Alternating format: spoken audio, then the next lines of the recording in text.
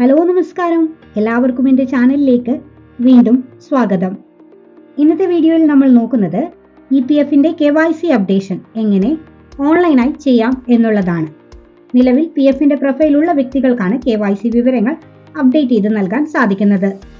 Bank passbook, Aadhaar card, pan card തുടങ്ങിയ വിവരങ്ങളൊക്കെയാണ് KYC അപ്ഡേഷന് വേണ്ടിവരുന്നത്.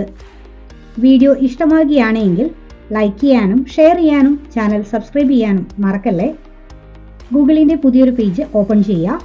ഇതിൽ EPFO എന്ന് ടൈപ്പ് ചെയ്ത് നൽകുക.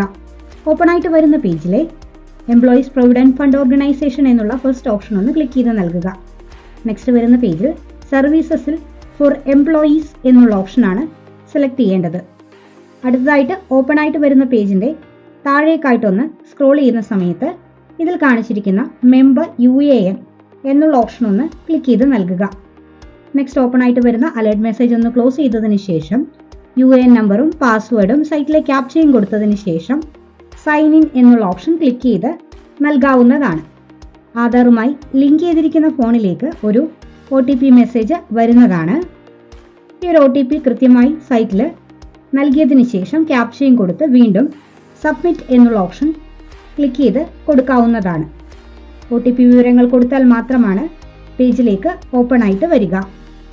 OTP നൽകിയതിന് ശേഷം ഓപ്പൺ ആയിട്ട് ലഭിക്കുന്ന ഹോം പേജിൽ ഏറ്റവും മുകളിലായി നൽകിയിരിക്കുന്ന മാനേജ് എന്നുള്ള ഓപ്ഷനാണ് ക്ലിക്ക് ചെയ്ത് നൽകേണ്ടത്.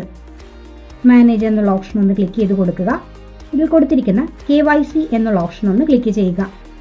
അടുത്തതായിട്ട് ഓപ്പൺ ആയിട്ട് വരുന്ന പേജിൽ ഏത് KYC ഡീറ്റെയിൽസ് ആണോ അപ്ഡേറ്റ് ചെയ്ത് നൽകേണ്ടത് ആ ഒരു ഓപ്ഷൻ ഒന്ന് ക്ലിക്ക് ചെയ്യുക. ഞാനിവിടെ ബാങ്ക് ഓപ്ഷനാണ് നൽകിയിരിക്കുന്നത്.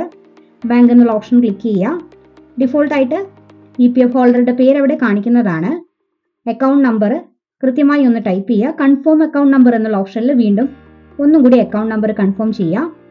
IFSC കോഡ് ടൈപ്പ് ചെയ്ത് കൊടുക്കുക. വെരിഫൈ എന്നുള്ള ഓപ്ഷൻ ഒന്ന് ക്ലിക്ക് ചെയ്യുക. ഡിഫോൾട്ടായിട്ട് ബ്രാഞ്ചിൻ്റെയും ബാങ്കിൻ്റെയും പേര് അവിടെ വരുന്നതാണ്. ഡിക്ലറേഷൻ ഒന്ന് ക്ലിക്ക് ചെയ്തതിന് ശേഷം പേജിൻ്റെ താഴെയായി കൊടുത്തിരിക്കുന്ന സേവ് ഓപ്ഷൻ ഒന്ന് ക്ലിക്ക് ചെയ്ത് നൽകുക. നെക്സ്റ്റ് വീണ്ടും വരുന്ന പേജിൽ OTP മെസ്സേജ് വരുന്നതാണ്. ഈ ഒരു OTP കോഡ് കൃത്യമായി നൽകുക. വീണ്ടും സബ്മിറ്റ് എന്നുള്ള ഓപ്ഷൻ ഒന്ന് ക്ലിക്ക് ചെയ്ത് കൊടുക്കുക. ഇതോടുകൂടി ഓൺലൈൻ ആയിട്ടുള്ള KYC updation process complete ആകുന്നതാണ്.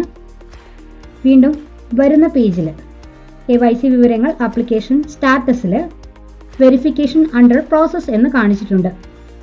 എംപ്ലോയറെ contact ചെയ്തതിന് ശേഷം KYC വിവരങ്ങൾ അപ്ഡേറ്റ് ചെയ്യാൻ പറയേണ്ടതാണ്. എംപ്ലോയറുടെ ഭാഗത്തു നിന്നും അപ്രൂവൽ ലഭിച്ചാലാണ് സ്റ്റാറ്റസിൽ അപ്രൂവ്ഡ് എന്ന് കാണിക്കുക.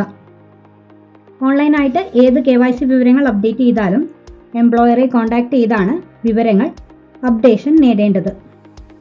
കൂടുതൽ വീഡിയോസിനായി ലൈക്ക് ചെയ്യാനും ഷെയർ ചെയ്യാനും ചാനൽ സബ്സ്ക്രൈബ് ചെയ്ത് സപ്പോർട്ട് ചെയ്യാനും മറക്കല്ലേ.